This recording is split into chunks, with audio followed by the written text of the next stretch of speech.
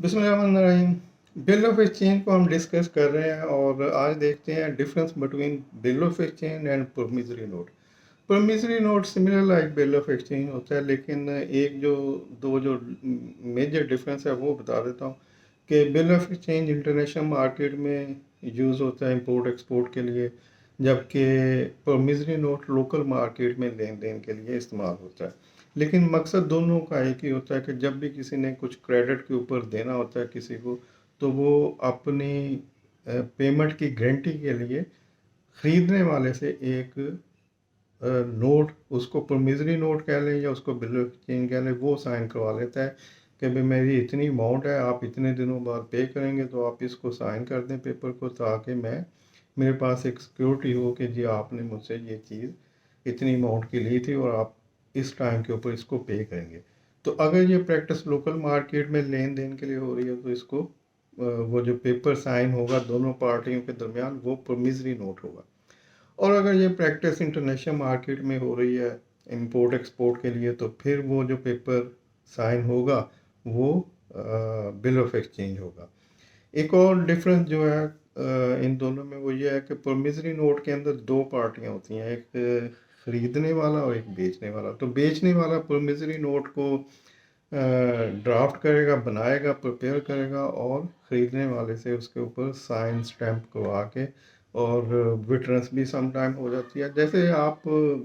देखें कि अगर आप बैंक से कोई लोन लेते हैं, गाड़ी लेते हैं, कोई घर खरीदते हैं,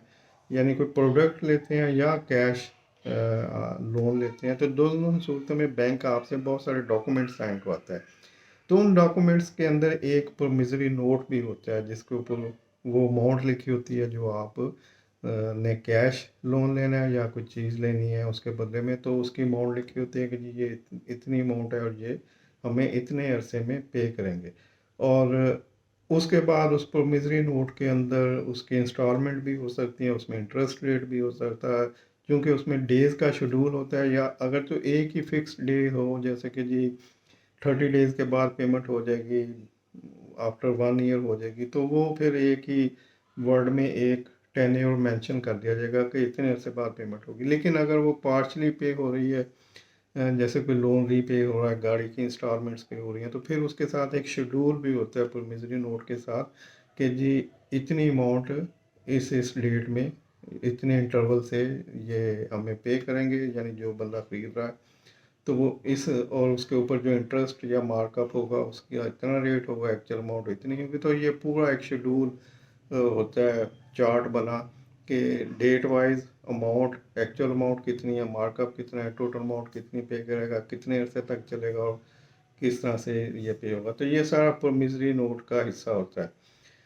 अब और इसमें बताया कि दो पार्टियां होंगी, एक सेलर होगा एक बायर होगा, जबकि जो बिल ऑफ एक्सचेंज होता है उसमें तीन पार्टियां होती हैं। एक सेलर होता है यानी एक्सपोर्टर होता है, एक इम्पोर्टर होता है, और एक उसमें कोई फाइनेंशियल इंस्टीट्यूशन भी इन्वॉल्व होता है,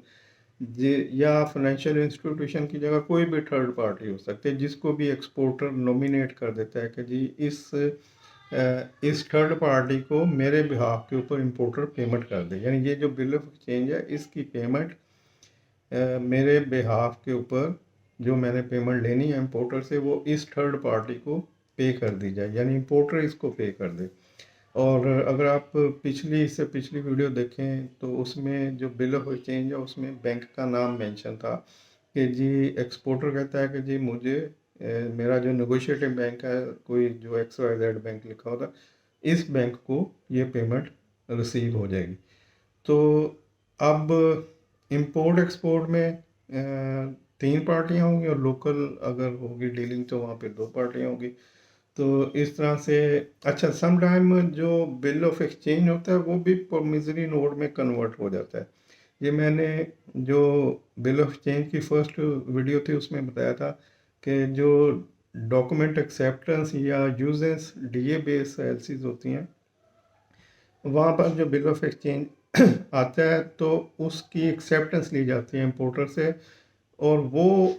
जब इंपोर्टर उसको साइन स्टैम्प करता है तो उसके ऊपर कुछ स्टैम्प्स जो गवर्नमेंट की होती हैं, प्रोमिसरी नोट उसको बनाया जाता है। उसको लीगलाइज करने के लिए उसके ऊपर जो नोटरी पब्लिक से स्टैंप होती हैं वो लगवाई जाती हैं कुछ अमाउंट की,